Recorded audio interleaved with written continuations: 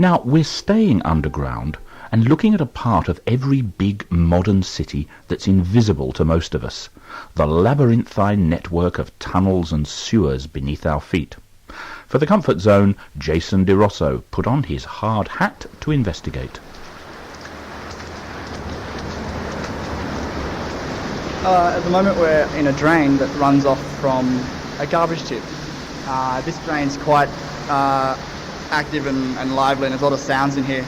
It's a big drain though, isn't it? I mean, how tall would you say, how high do you think the ceiling is? About 3.5 metres high. Yeah. Some drains are much bigger than this. Behind us there's a few waterfalls, and in front of us it keeps going on and meanders a little bit to the left, and then comes to some water breakers.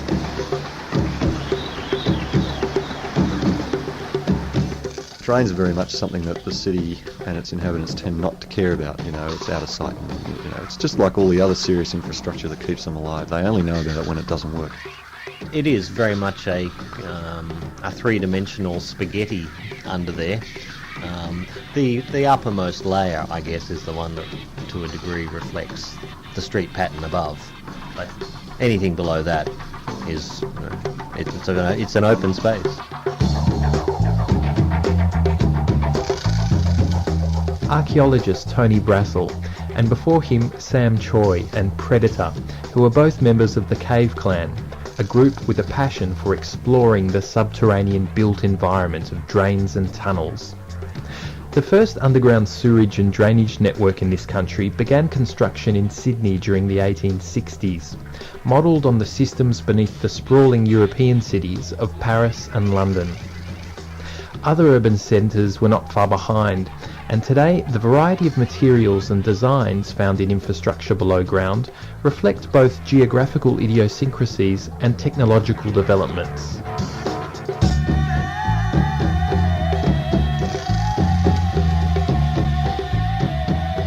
Stormwater drains you tend to find are built from different materials depending on where, which city you're in when you're exploring them. Melbourne drains, for example, you tend to have a lot of bluestone, and it'll be, arch-shaped. Sydney's littered with lots of sandstone, and so you tend to get that being used. Brick, red clay brick is also very widely used everywhere. I guess it was just cheap, and you tend to have that configured in an elliptical shape, so your pipe won't actually be circular. It'll be rather like an egg standing on its pointy end in cross-section. More modern stuff you tend to find is concrete, again because it's cheap and able to be mass-produced and in huge quantities, so that's what they make a lot of drains out of. Some of the more strange drains I've seen have had corrugated iron as their wall material.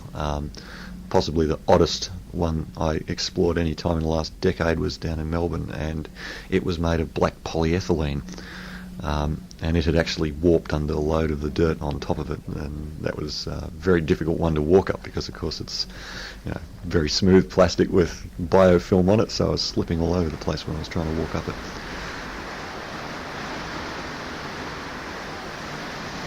Okay, so we've travelled how far down the drain so far? I'd say we're about halfway.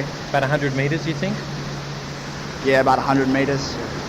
The drain on this thing tilts sideways, and it really distorts your perception. It's like we're on almost a 45-degree angle, isn't it? It's almost like a water slide or something, isn't it? And we've just come to a water slide. Oh, here we go. Now what's this? This is like another pipe that's leading into this main drain, and it's gushing water. Where's it coming from?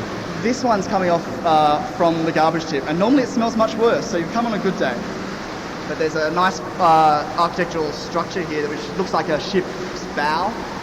It does. It looks like a ship's bow, and the main tunnel, meanwhile, is still on this sort of 35 to 45 degree angle. So we're actually sort of tilted to the side. And it also curves around the corner. And it's curving.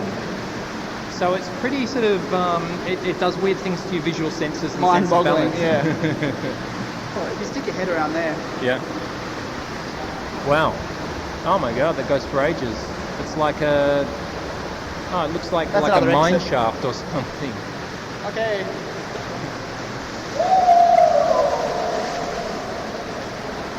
I think I'll be changing my socks after this. The sound of the inside of a stormwater drain, Though they're probably the most extensive and easy to access underground structures, drains and sewers aren't the only infrastructure below ground that we rely on to make our cities run. Here's Sydney-based archaeologist Tony Brassell again. The whole centre of the city is scattered through with telecom tunnels, which are all sort of man-size service tunnels for the gas and electricity.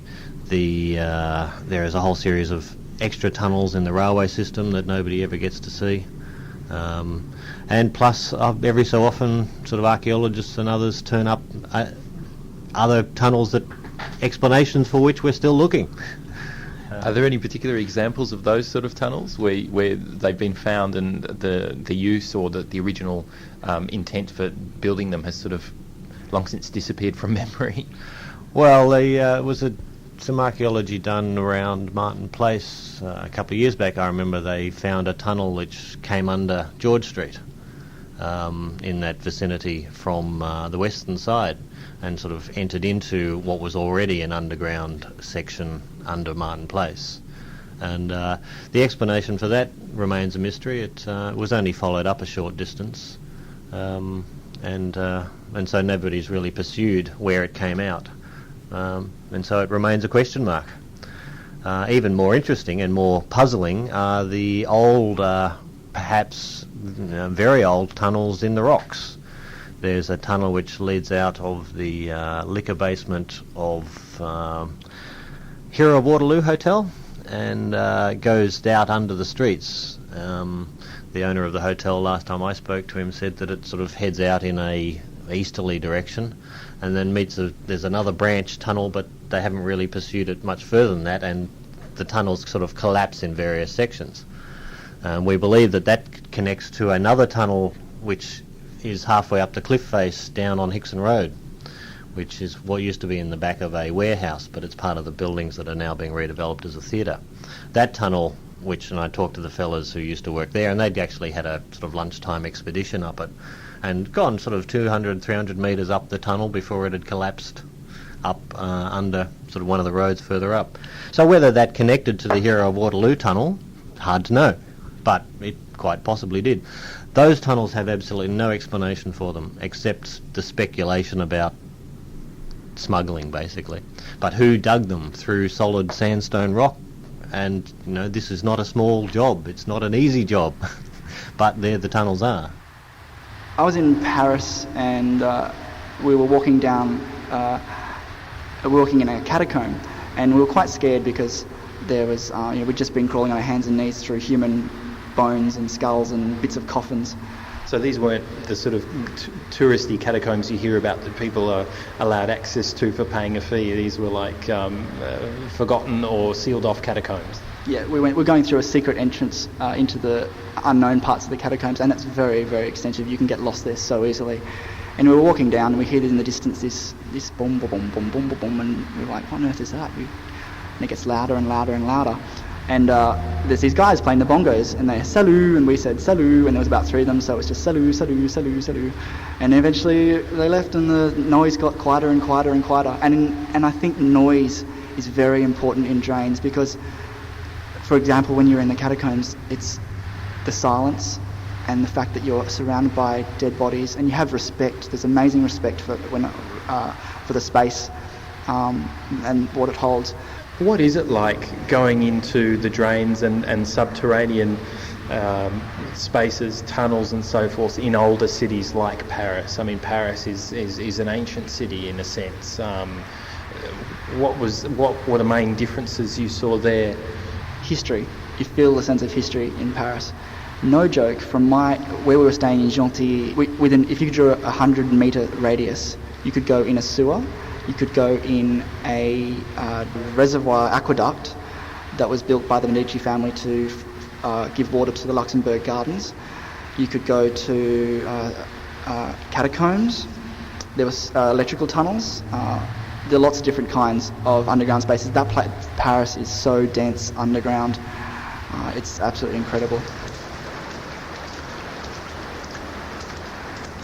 Are you ever amazed at the inadvertent aesthetic beauty, I guess, Oh, yeah. of some of these underground places. Absolutely. I think it doesn't just occur in an underground place that you can see how, okay, someone's built a tunnel and they've had to route some cables along it, and then someone had to do a diversion, and all of these things have accreted. In fact, there are service tunnels around that you can do that aren't telecommunications because we stay out of them.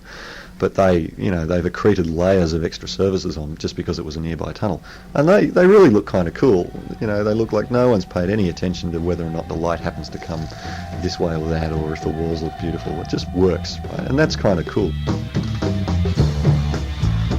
What are some of the things you might find in drains? I'm talking about living things now. Bats. Bats are common. Eels are common. Very few rats. That's surprising, isn't it? A lot of people would think that you'd find a lot of rats. I mean, I haven't seen any today, for example. A lot of cobwebs, but no rats. I guess it's a stereotype. You find rats along with turtles. Stereotype being, turtles, Teenage Mutant Ninja Turtles.